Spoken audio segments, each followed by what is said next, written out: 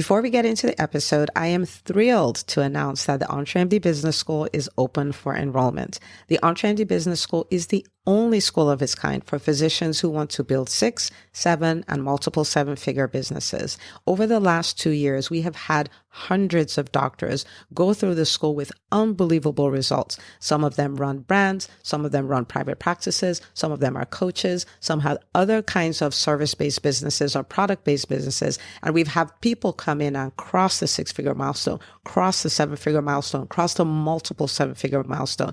You will be in a place where you'll get the coaching, the community, the accountability that you need to thrive as an entrepreneur, especially in the times that we're in. So maybe you've been following me for a while. Maybe you've been getting so much out of the EntreMD podcast and you've been wondering, how can I work with Dr. Una and the community more? Well, this is your chance. Come join us in the EntreMD Business School. It is application only. So go to entremd.com/business to turn in your application. I cannot tell you how many doctors have made statements like this. I recovered my investment in the first week. I recovered my investment in my bank account in the first 90 days. This is the best investment I've made in myself ever. I want you to have that kind of story, not just a story of building a great business that serves a lot and earns a lot, but having a business that gives you the freedom to live life on your terms. So don't wait any longer. entremd.com/business.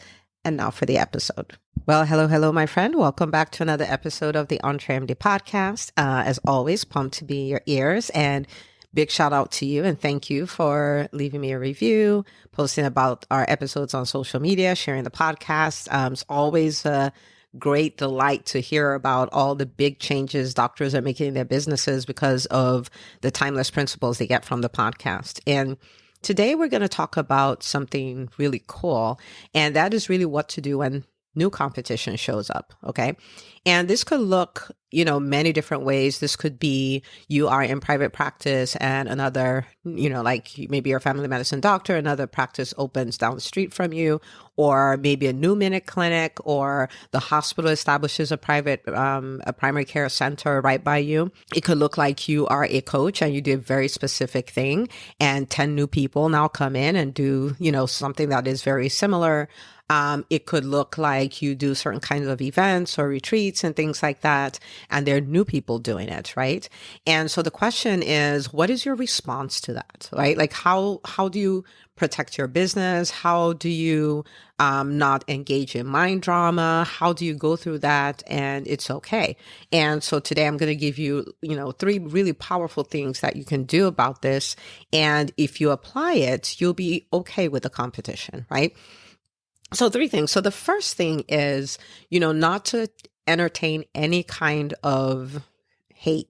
I know hate is a strong word, but, any kind of beef, like this person came and started up, a business right by me, or they're doing what I did, or any of those kind of things, because as entrepreneurs, we really are innovators, creators, and anything that interferes with you on the inside really interferes with your whole business. And so if you spend your time being in that negative energy and going like, I can't believe they did this, or you're entertaining the thoughts like, everything's going to fall apart, my business is going to fall apart, there are not enough patients or not enough clients for both of us, like any of that kind of negative energy just puts you in a place where, things are just going to get worse. And so you want to be in a place where you have no beef or animosity towards the person. You want to put yourself in a position where you believe there's abundance, there's enough for everybody.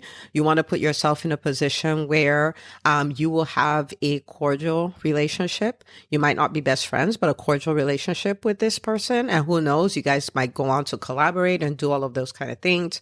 But you just want to put yourself in this great positive energy, right?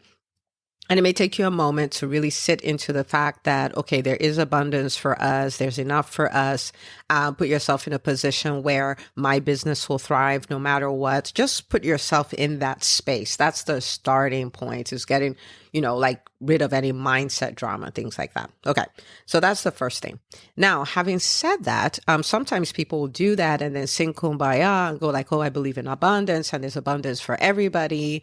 And they keep going as usual. Well, you can't really keep going as usual. There needs to be a response to that. Okay. Now, the response is not to get into scarcity or to get into having issues with people and fighting with people online, all of which I've seen. It is very bizarre, but all of which I've seen. But I'm going to show you how, like tactically how to respond to that. But again, we're not going to that negative energy, but we're also not singing kumbaya, not doing the part, the things that we need to do. Okay. So number one is that piece. Number two is really to assess the weaknesses of your business. Okay. And I will give you a few examples. And so say your business, you got to the 6-figure mark, then multiple 6 figures, then 7 figures, multiple 7 figures. And you had more clients or patients than you knew what to do with. And so you started slacking on some very critical roles you have in your business, critical activities. So for instance, maybe you stop brand building, right? Because you're like, we're here, we're growing by word of mouth. We have more clients that we can handle. And so maybe you had a YouTube channel and you stopped, or maybe you used to really show up on social media and you stopped. Maybe you used to speak at events and you stopped. Like all these things you did were the things that were really bringing people into your world and growing their know, like, and trust factor. Like maybe you used to, used to go out on other people's podcasts or YouTube channels or guest coach in their programs or, all of those things. You just stopped. And so that is a weakness. Okay. That is a weakness. A weakness could be maybe because you had so many clients, you had so many patients, you stopped paying attention to your ability to retain them. So maybe they're coming, and they could work with you for 5 years, but they're working with you for 5 months and you're okay with it because as soon as they leave, you're able to replace them and all of those kind of things. And so maybe you're not paying attention to anything you do for retention, whether that's helping them get better results, staying in communication, all of those things. That is a weakness. It could be that you had referral sources. And oh my goodness, in the beginning of your business, you showed up and you talked to them and you stayed in communication, you visited them and you sent them gifts and you sent them thank you notes to say, thank you for sending me these patients or clients and things like that. But you got busy. And so you stopped. And, some of them kept sending, but they did not send as many. Some of them stopped sending altogether. You didn't notice. Okay. So now this is your opportunity to look at. So for instance, I've given you 3 areas like the brand building, the retention, the referral, where if you optimize those 3 areas, then what it does is it puts you in a position where, yes, there may be competition, but your company is still healthy. These are things you have to do regardless. So you're not necessarily doing this to get back at the competition or whatever, but you're just making your company stronger, right? So you want to assess the weakness and strengthen those weak areas. Okay. So for this example I gave, that means, this doctor will go back to brand building, like if this is at the beginning, not necessarily the beginning, because you may leverage your team this time, you may repurpose old stuff, there's strategies around that, but you're going to go and say, okay, I need to become more omnipresent. People need to know, well, more omnipresent is not even a right thing. You're either omnipresent or not. Okay. More visible. Okay. Bigger brand. More people know about you, right? Your referral sources are preferentially sending to you. Your retention is better. All of that. If you just adjust these 3 things, I gave as an example, of course, it will make a huge difference where the fact that somebody new comes in doesn't really have a whole big impact on your business. Okay. So that's the second thing. Assess your weaknesses and strengthen those areas, optimize those areas. And then the third thing is to find your uniqueness. Now, every business is as unique as the business owner. We may all do the same thing. So there are people who do business education for entrepreneurs. I do business education for entrepreneurs. I would do it differently than anybody else would do it. Right. And we can both get results and we both cater to a unique kind of person. So let me give you an example here. Okay. There are some people who would get a business education and they want very defined curriculum. They want very defined metrics. They want to have a certificate. They want to have all the graphs and the bells and the whistles, and they want to have one-on-one coaching and they want to have all that kind of stuff. Okay. And there are models for that. That is not my model, right? Now, the person I would appeal to would be a person who understands no matter how successful they are, they understand that there is more. They want to build a business that is a business asset, meaning they built it in such a way that if they want to give it to their family, it's an asset that can be passed on. If they want to sell it, it's an asset that can be sold. These are people who want to learn how to lead teams. So they're getting results through teams. They want to become masters at marketing and selling. So they understand how to create revenue. They want to do this in a way that does not create burnout. They want to do this in a way that they are also creating financial freedom and time freedom. So then they have time for the things that matter, spending time with their families, spending time with their friends, focusing on the things that matter to them, giving to projects that matter to them. And they would even go on to, start disrupting industries, being an example of what is possible. So they gain this. It's not just about the business, but it's the significance of living a life that changed the world, that served their generation, right? So these kind of people, and they're willing to do the work. They're committed. They're coachable. They're not saying it's my way or the highway, or this is the way I've always done it, and this is the way it will always be. Now, these people come in, they want to get results. Okay. Now, I understand those people. I cater to those people. I have served those people. I have helped those people create results. And so if there is a competition coming my way, I lean into my uniqueness. I lean into the fact that we're not heavy on all the curriculum in the world. We're heavy on giving you the timeless principles that work so you can take them. You can go start taking action. We're very big on accountability, right? We're very big on building a community of elite entrepreneurs who are really leading the physician community as far as entrepreneurship is concerned. And I lean into that. So I may not have stuff that everybody has, but there are things that I have. When I started my private practice, there were many practices around me that had been there for much longer, had access to more resources, had bigger teams, had all of those things. I couldn't compete on that. They had longer hours. They had Saturday hours. They had like beautiful facilities, like state-of-the-art facilities and all that. When I first started, I couldn't compete on that. But when I looked at their reviews, what I saw with people who complained, right? Which, we look at that and we take a few pinches of salt, but the people who complain talked about things of, I feel like a number here.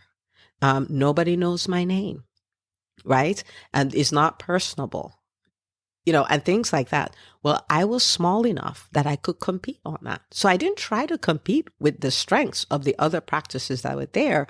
I got to compete on the things they could not compete on, which is we are warm, we are friendly, we know your kid's name, we give a personalized approach, you're not going to get lost in a phone tree, all of those kind of things. That was my uniqueness. So granted, they were much bigger, but me being small is not necessarily just a disadvantage. There are pros and cons. And the pros was that I could compete in a way that they couldn't compete. Right?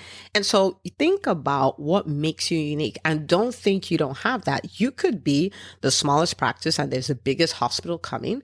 There are things that they cannot compete on.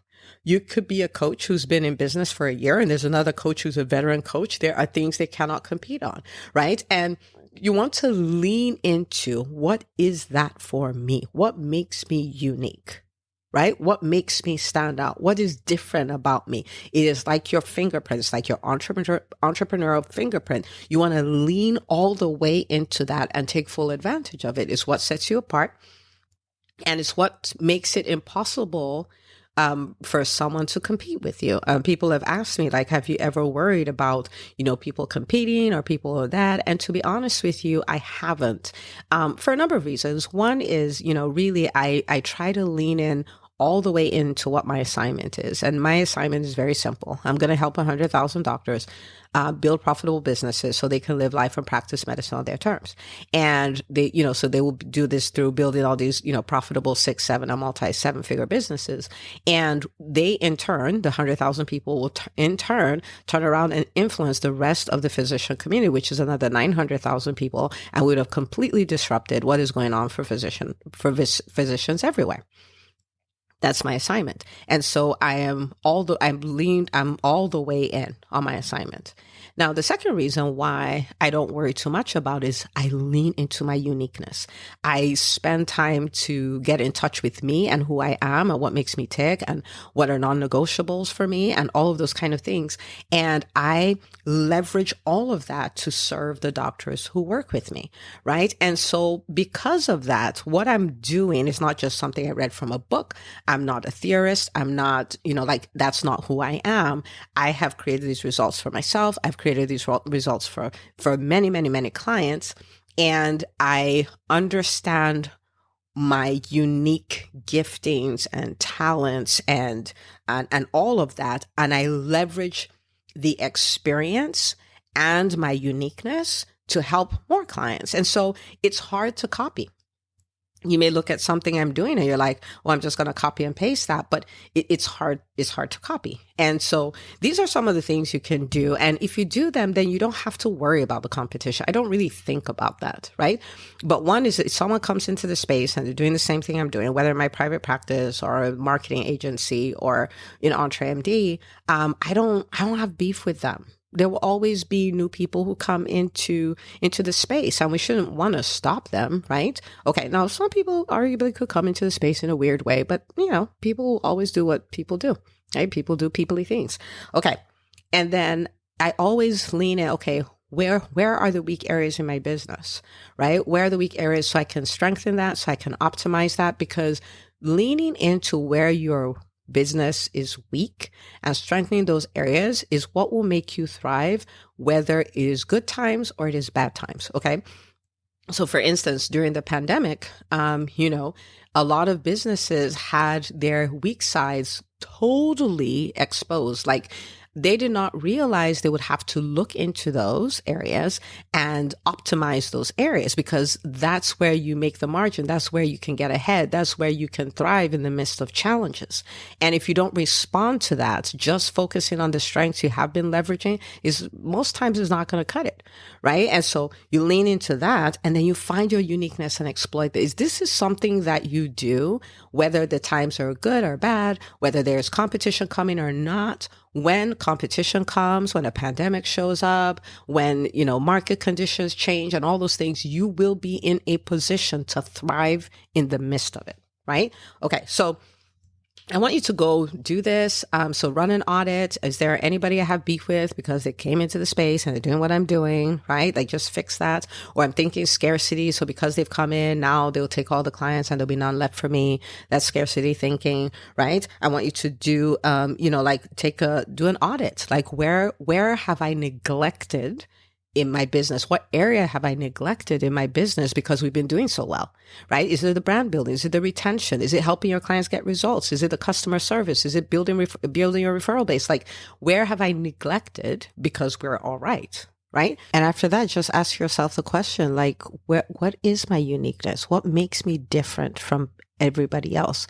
And you want to lean all the way into that and really, really, really own it. Okay.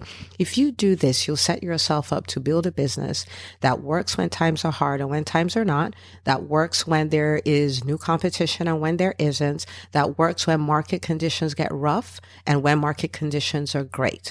Okay. So I want you to go do this. And this is one of those, you can send me a DM or a PM and say, oh my goodness, Dr. Un, I did this. This is so good. And yes, I have competition coming or market conditions may change, but I am ready. I want to give you a big shout out, okay, for the hard work you did. So be sure to share this episode with the doctors in your life, and I will see you on the next episode of the EntreMD podcast.